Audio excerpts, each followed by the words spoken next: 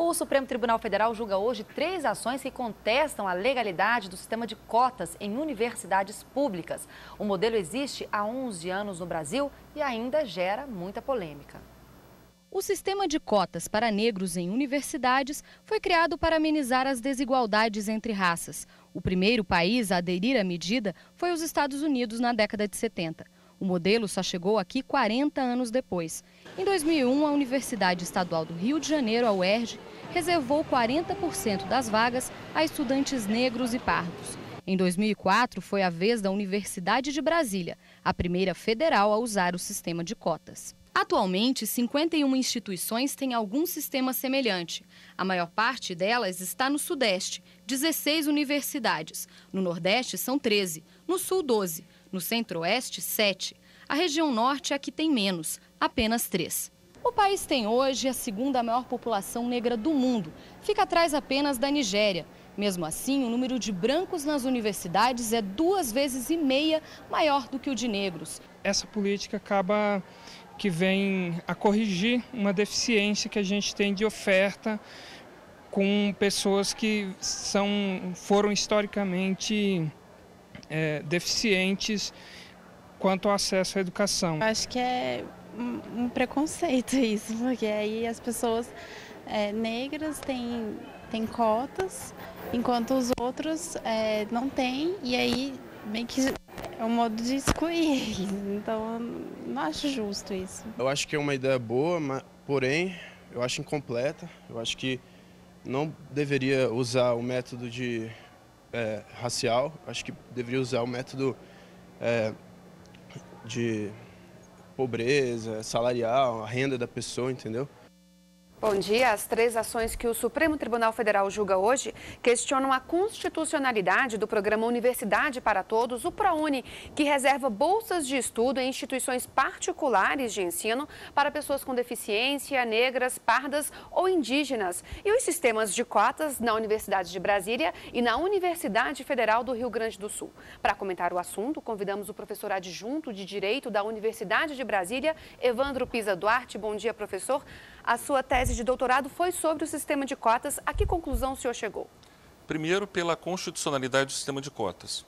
Em segundo lugar, a tese procurava articular a ideia de liberdade e igualdade, demonstrando que 2 argumentos que seriam argumentos brasileiros contra o sistema de cotas não são verdadeiros. O primeiro é o medo das divisões perigosas. O sistema de cotas não acirra o racismo na sociedade brasileira, ao contrário, ele permite uma integração dos negros dentro das suas estruturas sociais. E, em segundo lugar, é preciso perceber, para além de distinções comparativas entre Estados Unidos e Brasil, que no Brasil nós temos, sim, diversas formas de discriminação racial e que elas são importantes na vida dessa população que está pretendendo uma maior inclusão nas nossas instituições. Mas o sistema de cotas baseado na cor da pele não institucionaliza o preconceito? Ao contrário, eu sempre lembro que quando é preciso pedir desculpa a alguém, é preciso identificar essa pessoa. Então, quando nós olhamos para o sistema de cotas, nós percebemos sim que existe uma reparação, mas não é uma reparação do passado, é uma reparação do presente, é uma reparação da nossa noção de comunidade como uma comunidade inclusiva. Ao contrário de um acirramento da raça ou um acirramento das discriminações, nós vemos sim uma maior consciência da sociedade sobre os limites dessas ações intoleráveis, segundo a nossa Constituição e os parâmetros internacionais. Agora, professor, o sistema de cotas ele pode ajudar determinados grupos a ter acesso à universidade pública, mas ele também ajuda, do jeito que ele é estabelecido hoje, o sistema de cotas é estabelecido hoje, ele ajuda esses grupos a se firmarem dentro da universidade, a conseguirem concluir o curso e mais, a conseguir uma vaga no mercado de trabalho? Olha, é preciso perceber que não é apenas o sistema de cotas que alterou o vestibular. Há uma transformação nos modos de inclusão no ensino superior. Hoje, a universidade pública, sobretudo, faz uma pergunta: qual é o público que nós pretendemos atender? Que tipo de inteligência emotiva, relativa a interesses, nós pretendemos incluir nessa universidade? Então, eu acho que o ponto de partida é uma série de medidas compõe um processo de transformação, tanto da inclusão quanto da permanência. E há, efetivamente, bolsas de permanência e que devem ser alargadas, eu acho que no decorrer desse processo, agora com uma maior segurança. Agora, professor, não seriam então mais justas cotas com base na situação socioeconômica do candidato? De forma alguma. Eu penso que uma discriminação não compensa a outra.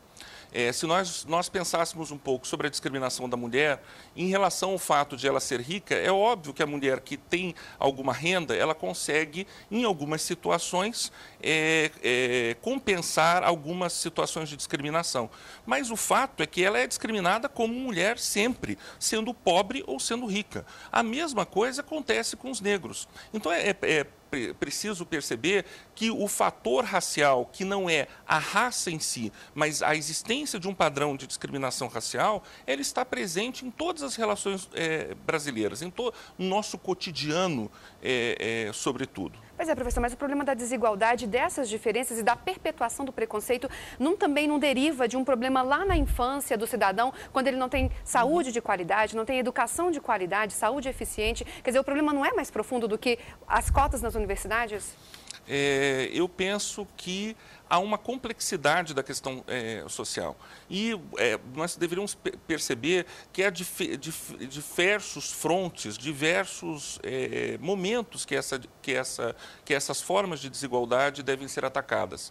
Agora, nós não podemos fazer como se fez no passado, e eu lembro o padre Antônio Vieira, que dizia o seguinte para os escravos: olha, aceitem a sua condição de escravos, sofram, porque um dia vocês herdarão o reino dos céus. Nós não podemos dizer para os negros hoje que esperem as políticas sociais, esperem o fim da pobreza, esperem o sistema público funcionar de forma perfeita, e aí então vocês serão incluídos. Professor, qual a sua expectativa então para a votação hoje no Supremo?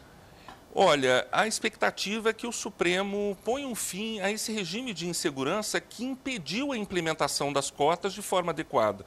Muitos dos problemas que nós temos hoje das cotas se referem justamente a essa insegurança gerada por essa ação que é absolutamente desarrazoada. Agora, óbvio que não se pode adiantar resultados, o tema é sensível, o tema é complexo, mas me parece que o Supremo vai numa direção de vencer uma tradição elitista, senhorial, né, presente nas elites brasileiras. Ok, professor Evandro Pisa, obrigada por sua participação aqui no Repórter Brasil. Natália? Luana, muito obrigada, professor.